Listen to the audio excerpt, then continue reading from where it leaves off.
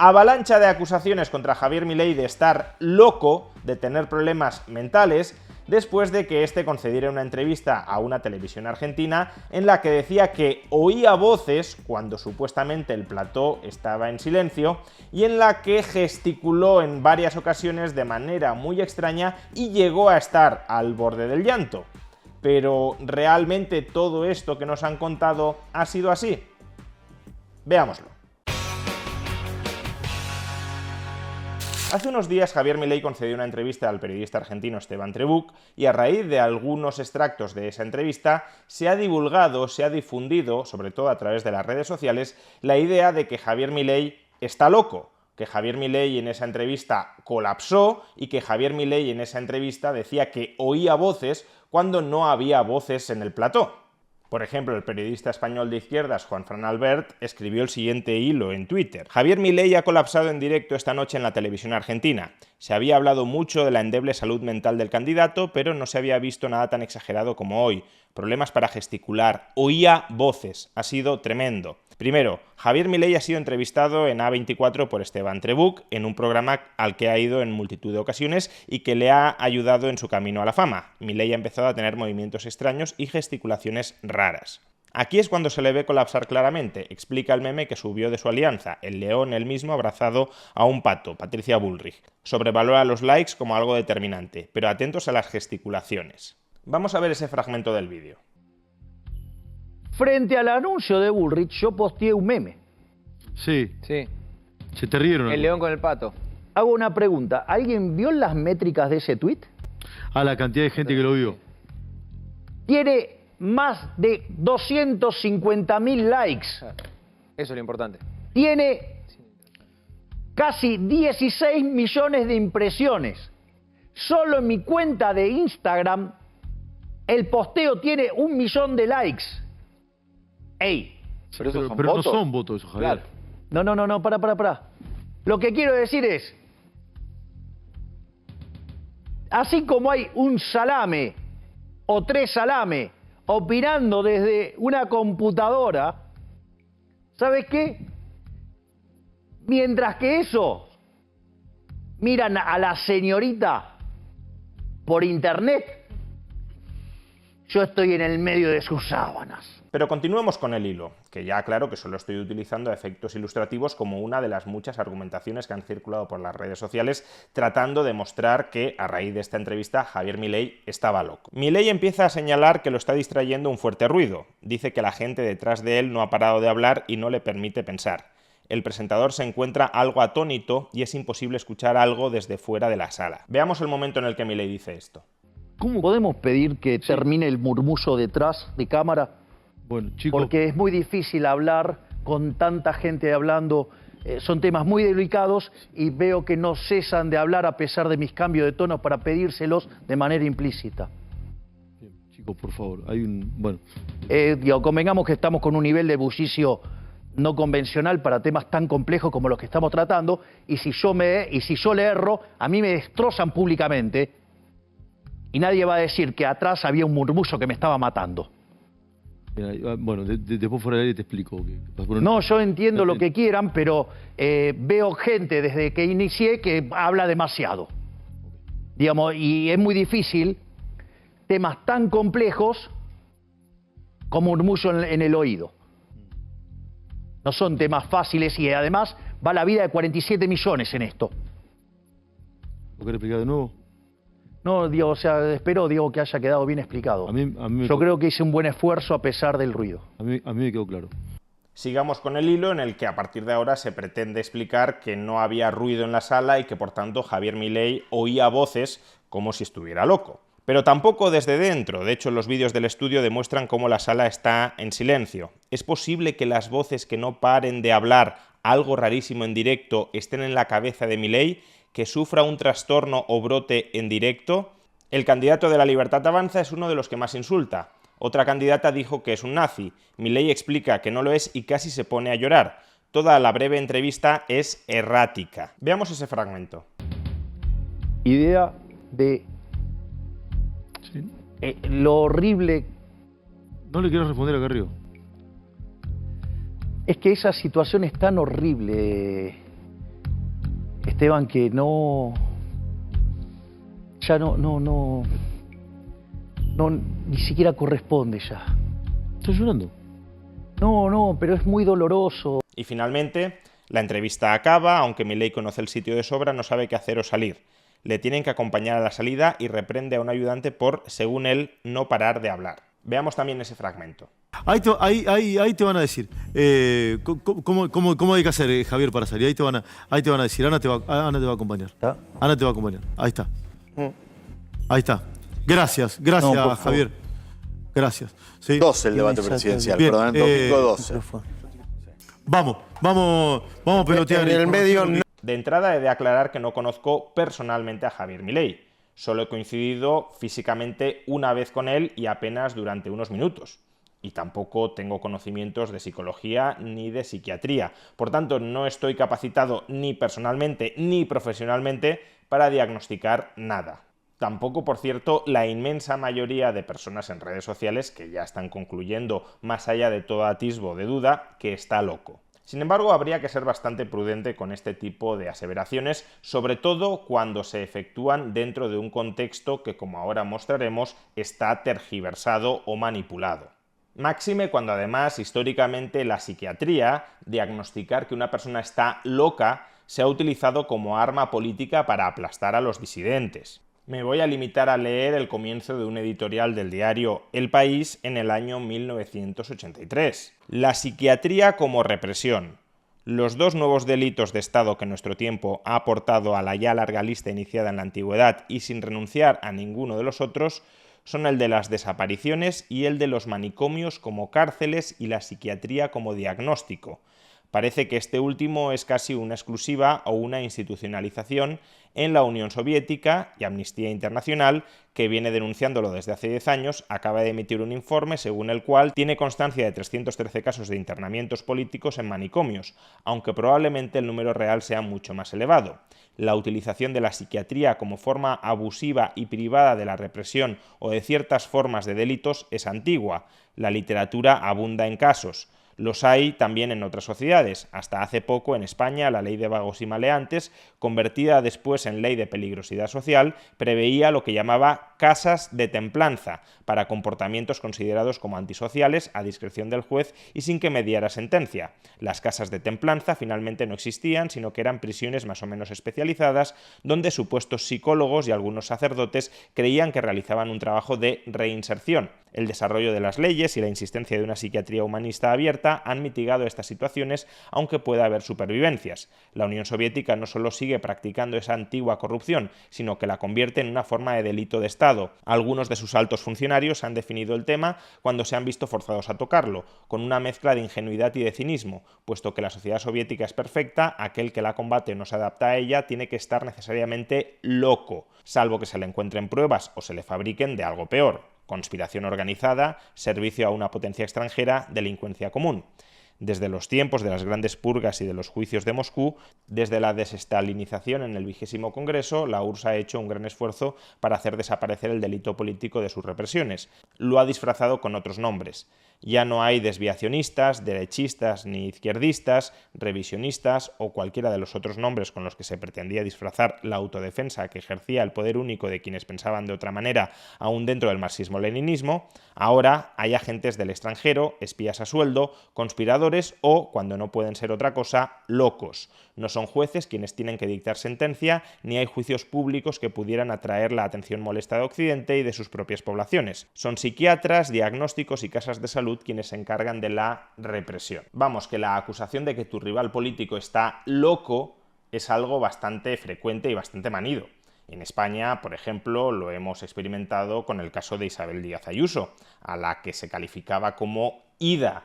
IDA son las siglas de Isabel Díaz Ayuso, pero se utilizó este acrónimo con tono despectivo para sugerir que la presidenta de la Comunidad de Madrid estaba loca. Con Milei ocurre algo parecido y, de hecho, su rival en las elecciones presidenciales, Sergio Massa, que también es ministro de Economía y presidente en funciones de Argentina, lleva meses tratando de aprovechar esta carta. De hecho, en el Congreso se ha iniciado a tramitar una ley para que los candidatos a la presidencia de Argentina se sometan a un test psicofísico. dando a entender que Javier Milei no lo superaría y que por tanto quedaría incapacitado para ejercer como presidente. Vamos, que al margen de la cuestión psiquiátrica de fondo, hay claros intereses políticos por hacernos creer que Javier Milei está loco. Aquellos que se opongan a Javier Milei estarán muy sesgados a creerse que efectivamente está loco, porque además defiende cosas muy estrafalarias que a mucha gente le puede parecer absolutamente descabellado que alguien defienda si no está loco. Pero además, como Javier Milei está disputando la presidencia de Argentina y la casta política establecida se juega mucho, pues entonces más motivo para transmitir el mensaje de que está loco y de que por tanto es invotable, porque de esa manera se refuerzan las opciones de permanencia en el poder de los políticos que han llevado a Argentina al desastre. Insisto, repito lo que ya he dicho, yo no estoy cualificado ni personal ni profesionalmente para emitir ningún juicio psiquiátrico sobre Javier Milei, pero desde luego llama bastante la atención la ligereza como muchos, a partir de 3 o 4 extractos de un vídeo bastante descontextualizados, cuando no tergiversados, dan inmediatamente el salto a concluir, sin demasiado género de dudas, que Javier Milei está loco y, por tanto, incapacitado políticamente. Contextualicemos ahora los fragmentos de vídeo anteriores que, al juntarlos todos ellos, parecían indicarnos que efectivamente Javier Milei tenía algún problema mental. Lo primero y más importante, ¿oía Javier Milei voces en su cabeza mientras todo el plató estaba en silencio? Pues no. Como el propio presentador del programa ha explicado, los trabajadores en la cadena de televisión estaban en huelga y durante la emisión del programa se declararon en diversas ocasiones en paro, motivo por el cual hubo que reemplazarlos. Y como había que tener reemplazos para sustituir a todos los trabajadores que a lo largo del programa iban dejando sus puestos como medida de fuerza, de protesta por la huelga, había mucha gente, muchos trabajadores en plató, había mucho bullicio, había muchos murmullos impropios de un programa de televisión. Escuchemos la explicación. La verdad que no tenía ni ganas de contarlo porque creo que los protagonistas son los dirigentes, los jugadores de fútbol o los jugadores de rugby. Sí, no nosotros, los periodistas. Pero te digo la verdad, me llamaron de todos los medios de comunicación del país para hablar de esto, de todos, súper agradecido. Gracias a todos, de las principales figuras del periodismo nacional me llamaron para que cuente esto. Bueno, gracias a todos. Trabajo acá y elegí contarlo acá y en mi programa de tele a la noche. ¿Está bien? La verdad que no creía ni que fuese necesario contarlo, pero bueno, lo voy a hacer. A ver, primero, Javier Milei fue ayer a nuestro programa tal cual estaba previsto, como va en reiteradas ocasiones. Primer título, había ruido, es cierto, había ruido, había un murmullo por encima de la lógica televisiva, digamos, o un bullicio impropio para un programa de tele. ¿Está bien? Es decir, es cierto, Milei tiene razón en el ruido porque desconcentra más. Por lo tanto, lo hice ayer al aire, lo digo también ahora, es una persona que además respeto muchísimo, ¿sí? Yo no generé el ruido, por supuesto, pero pido disculpas, sí, porque soy la cara del programa. ¿Está bien? Siempre los programas tratan de hacerse en silencio. ¿Por qué hay ruido? Y acá va la explicación, y esto me parece interesante. Desde el día miércoles hay una medida de fuerza de los trabajadores del Sindicato Argentino de Televisión, SAT o SATSAI, que genera paros sorpresivos. Entonces, en un momento, los camarógrafos dejan su puesto de labor para comenzar la medida de fuerza. Respetable, legal, 10 puntos. Nada. Yo todo esto lo conté incluso en el programa del miércoles, el jueves. No, ayer fue jueves. En el programa del miércoles conté todo al aire porque se veían desprolijidades y lo conté al aire. Hay una medida de fuerza, pasa esto y esto y esto. Las medidas de fuerza es en toda la televisión. No es solamente en nuestra casa, ¿está bien? Entonces, el estudio, había más gente de la habitual. ¿Por qué había más gente de la habitual? Porque si un camarógrafo se va, alguien lo reemplaza. Entonces hay personal jerárquico, como pasa en todas las empresas. Todo ese personal jerárquico estaba, ¿sí?, tratando de acompañar para que todo salga bien, precisamente, coordinando, y para que la entrevista y la locución de Javier Milei o de Leandro Santoro, que había el día anterior, pueda salir perfecta. Hay tanta gente que había bullicio, es cierto. Lo que tuiteó anoche o hoy temprano una colaboradora de Milei que estaba en el estudio es perfectamente lo que pasó. Así que lo que dice esta mujer, una colaboradora de Milei, entiendo que Milei hizo un retweet de eso, es lo que pasó. Sucedió eso, ¿sí? Es cierto. Les voy a otra cosa que me parece interesante. que contarme, me había olvidado. Nosotros, como bien saben, tenemos una cucaracha. En la cucaracha te habla el productor ejecutivo. Ayer yo tuve 2 productores ejecutivos distintos, producto también por la medida de fuerza. Yo no recuerdo cuál de los 2, pero cuando Milei dice eso, el productor ejecutivo me dice, Esteban, tiene razón, pedile disculpas. Y yo le pido disculpas. No quise contar cuál era el tema al aire en ese momento porque pensé que me iba a ir de entrevista. Y además yo le había explicado en una charla privada también el tema. ¿Está bien? Entonces no quería seguir abundando. Después, hoy vi el corte y digo, podría haberlo contado ahí, así no había un montón de suspicacia. Pero también era cierto que se hubiese seguido hablando de eso y para mí lo interesante era seguir con la entrevista. De hecho, le dije, Javier, ¿querés volver a contarlo? Yo lo entendí, pero ¿querés volver a contarlo? Bueno, es decir, el productor ejecutivo que estaba en ese momento hablando por la cucaracha también se dio cuenta de la situación. De hecho, al día siguiente, el presentador llegó a pedirle disculpas públicas a Javier Milei por el elevado nivel de ruido que había en el programa. Yo ayer al aire, yo no sé si lo hice, pero lo voy a hacer. La verdad que hablo tanto, que a veces me pierdo. Yo no sé si como cara visible del programa le pedí disculpas a Milei. Se las pido ahora. ¿Sí? Pues yo soy la cara visible del programa, ¿sí? Y le pido disculpas porque el ruido era impropio en un programa de televisión. Así que, Javier, Milei, te pido disculpas, ¿sí? Porque la verdad no corresponde que haya ruido. ¿Por qué hubo ruido? Lo expliqué. Bien, una vez aclarado el asunto, desde luego más problemático, si Javier Milei oía voces en su cabeza o no, nos quedan otros 2 asuntos que también tienen su enjundia. Por un lado, la desorientación de Javier Milei en un plató al que ha acudido en muchas ocasiones, y por otro, las gesticulaciones que en algunos momentos de la entrevista realizó.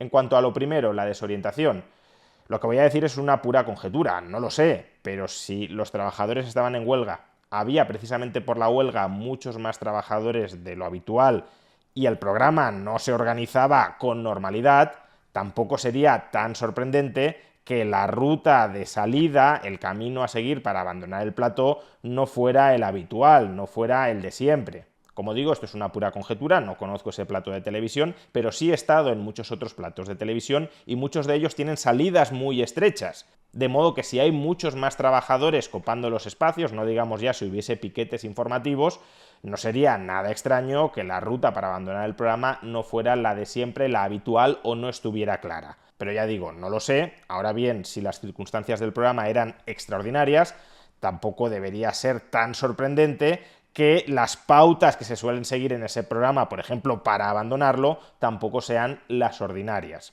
En cualquier caso, lo que sí es incuestionable es que Javier Milei estaba muy cansado a la hora de realizar esa entrevista. Una entrevista que, por cierto, no fue breve. En los tweets que he leído antes se nos decía que era una breve entrevista y parecía que casi durante los pocos minutos que había durado la entrevista, Javier Milei había estado totalmente perdido, desorientado, gesticulando de manera extraña, al borde del llanto, cuando la entrevista dura 1 hora y cuarto. 1 hora y cuarto de entrevista no es una entrevista corta. Tampoco es que sea una entrevista maratoniana, pero desde luego no es corta. Y tengamos presente que de 1 hora y cuarto de entrevista únicamente han extraído 1 o 2 minutos en los que parecía que Javier Milei gesticulaba raro o colapsaba. Mi sensación, aunque de nuevo esto es una conjetura, es que Javier Milei estaba cansadísimo cuando realizó esa entrevista, a la que, por cierto, llegó tarde.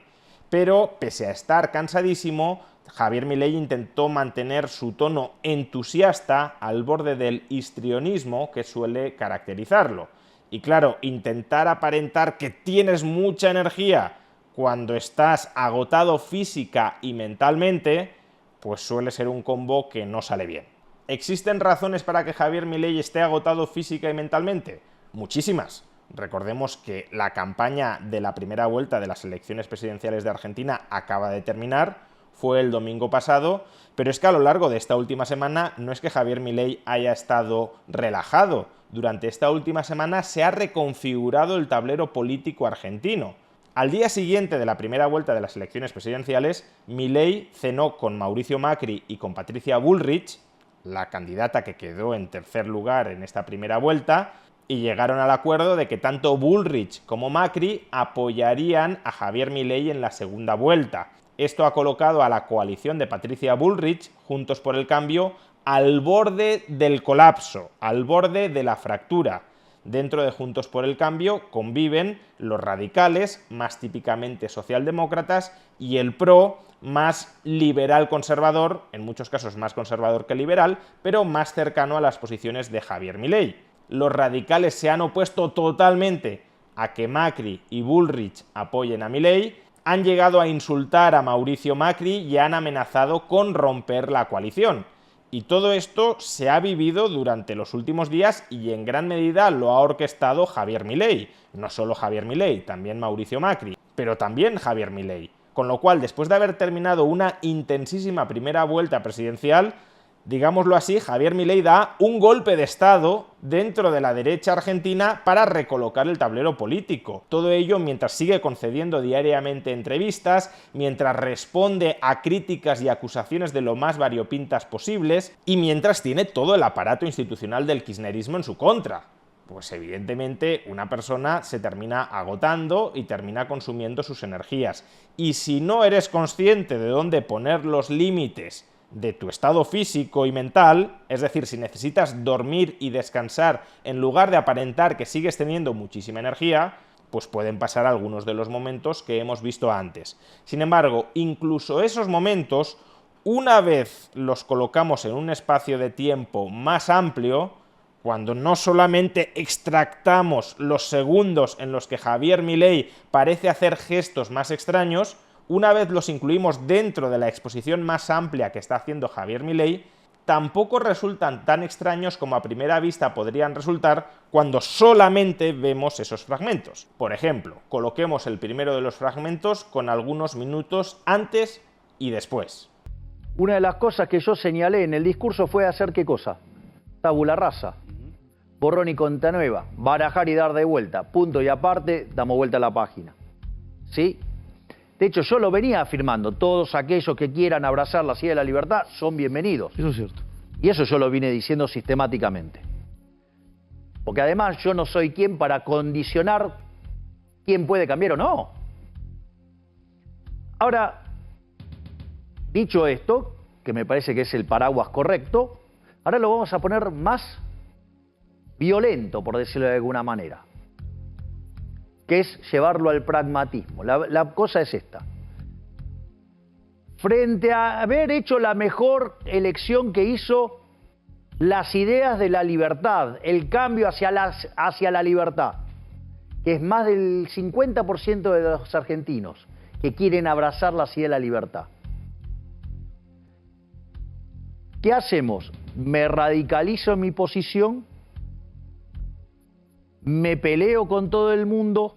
¿Me dedico a exacerbar mis diferencias con los parecidos? Y le entrego el país a los kirchneristas para que terminen haciendo de esto Venezuela. Para mí eso es una posición que solamente la puede hacer un salame detrás de un escritorio y una irresponsabilidad total y absoluta para con aquellos que votaron la silla de la libertad. Ahora lo voy a poner en términos cuantitativos, porque frente al comentario de tres trasnochados que lo único que hacen es tirar piedra desde la tribuna. ¿Por qué tema? En general, en todos. Ah. Una de las cosas, ¿sabes? Una de las cosas que yo descubrí, que cuando vos vas a ver un partido de Argentina es muy lindo el partido. La tribuna es muy linda, los cánticos son muy lindos, el colorido es muy lindo. Pero vos ponés la pelota en el medio y la gente se pone a cantar y no, la pelota no se mueve. Es decir, la pelota la mueve Messi. En los goles lo hace Messi. ¿Me comprendés lo que te digo? No, lo tengo claro. Es decir, y aquellos que le tiran piedra a lo propio, menos hacen todavía, porque encima favorecen a los enemigos. Sí, ¿y Bullrich no te metió ruido interno, Javier? No. Pero ahora vamos a la cuestión cuantitativa. Frente al anuncio de Bullrich, yo posteé un meme. Sí. Sí. Se te rieron. El león con el pato. Hago una pregunta. ¿Alguien vio las métricas de ese tuit? A la cantidad de gente que lo vio. Tiene más de 250.000 likes. Eso es lo importante. Tiene casi 16 millones de impresiones. Solo en mi cuenta de Instagram El posteo tiene 1 millón de likes. ¡Ey! Pero esos son Pero no votos. son votos esos, Javier. Claro. No, pará. Lo que quiero decir es, así como hay un salame o 3 salame opinando desde una computadora, ¿sabes qué?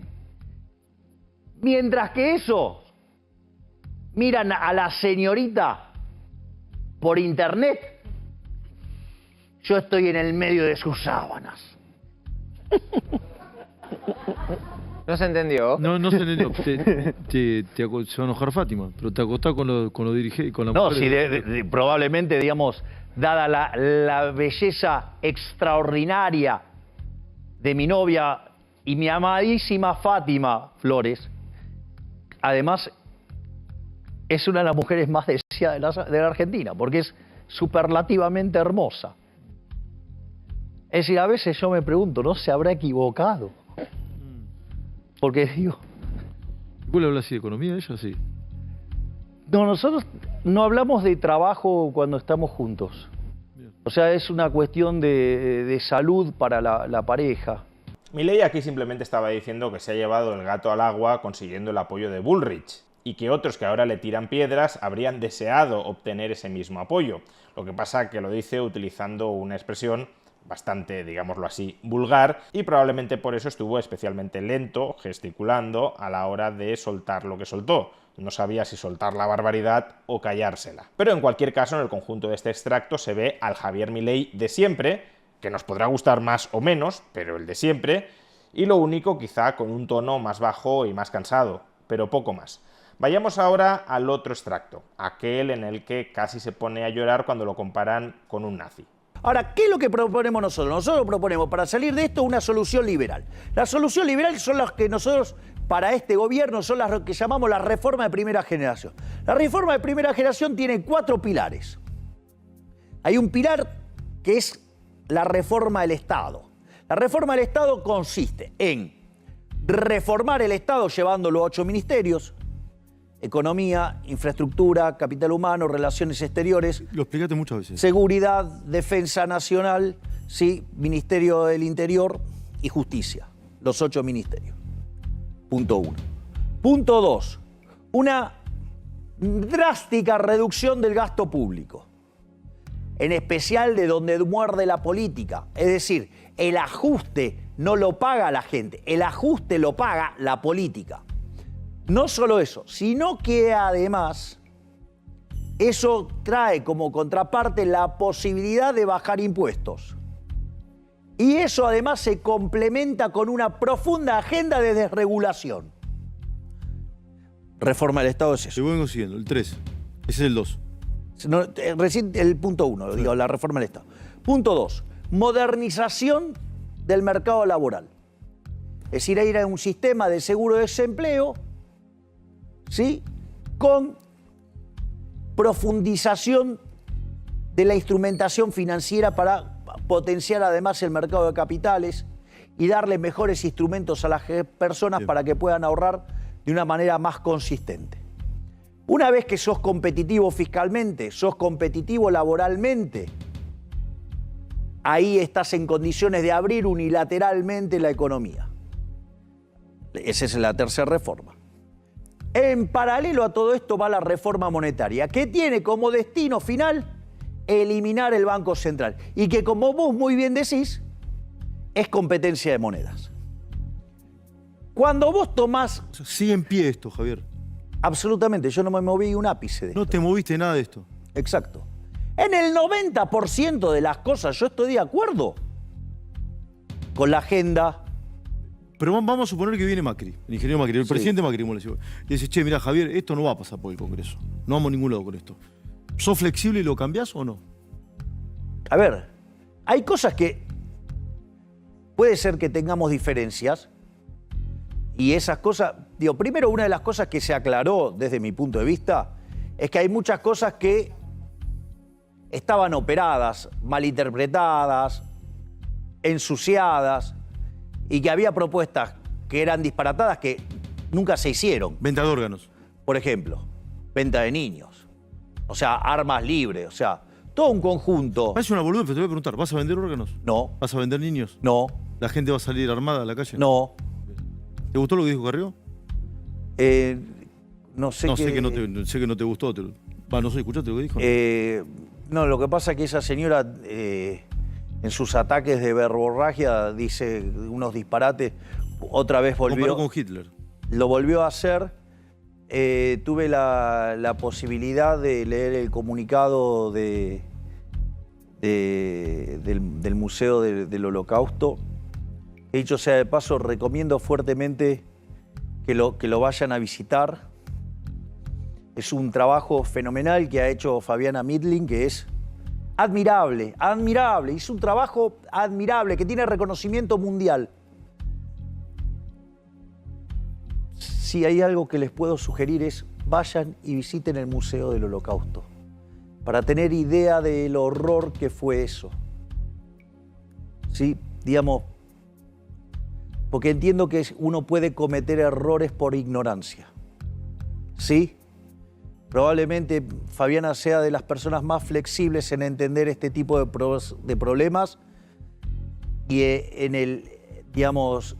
la gente que trabaja en el museo, Gustavo Casal también hace un trabajo fenomenal junto a Fabiana.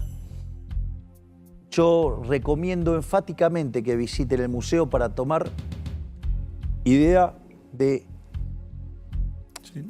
lo horrible. ¿No le quieres responder a Carrió? Es que esa situación es tan horrible, Esteban, que ya no, ni siquiera corresponde ya. ¿Estás llorando? No, pero es muy doloroso, digamos. Cuando vos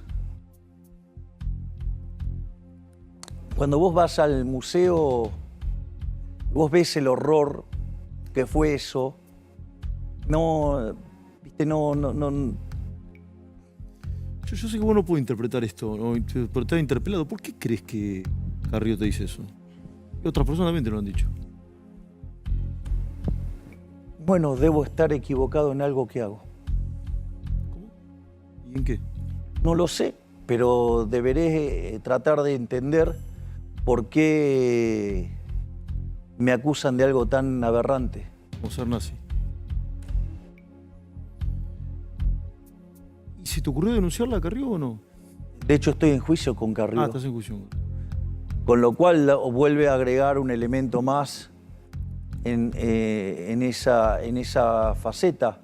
Pero si hay tanta gente que me hace esa acusación, probablemente debe haber algo que yo también me tengo que estar equivocando, porque si no... ¿Te jode que alguno te haya dicho autoritario, por ejemplo, o no?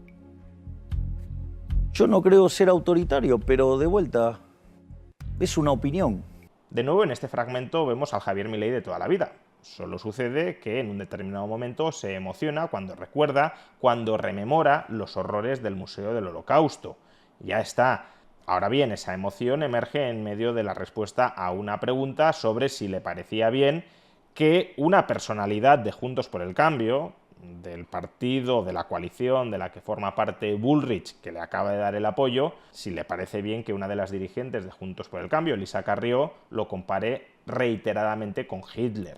Pues esto es lo que hay, y tengamos en cuenta que se está diagnosticando la locura de Javier Milei no porque oiga voces, que ya hemos visto que eso era un bulo, sí había murmullo, sí había bullicio en el plató.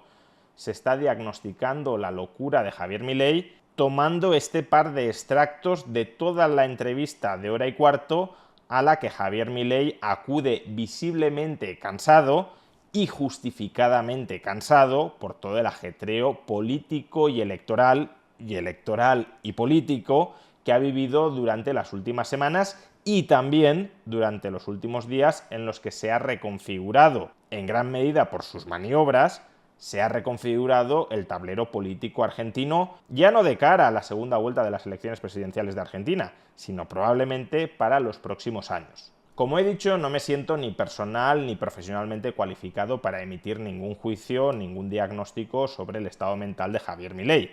ni de Javier Milei ni de cualquier otra persona. Pero sí me parece que diagnosticar locura únicamente a partir de estos dos extractos en un momento en el que Milei está muy cansado y sometido a muchas presiones, sí me parece que estamos ante un caso de instrumentalización política de la psiquiatría contra un rival político. Que si se quiere se le podrá criticar a Milei que si va a ser presidente y va a estar sometido a tanta presión y a tanta actividad frenética, pues si ahora ya aparece con síntomas de cansancio, quizá eso no lo cualifique especialmente para ser presidente. Bien, ese argumento se podría llegar a hacer. Ahora, dar el salto a calificarlo de loco, de demente, de tener problemas mentales, simplemente por estos 2 o 3 extractos, algunos de los cuales incluso son manipulados porque se inventa el contexto de que no había ruido, cuando desde luego lo había, como ha reconocido el propio presentador, pues creo, sinceramente, que no procede. Pero ya se sabe que para algunos, en la guerra, en el amor y en la política, sobre todo cuando hay tanto en juego, todo vale.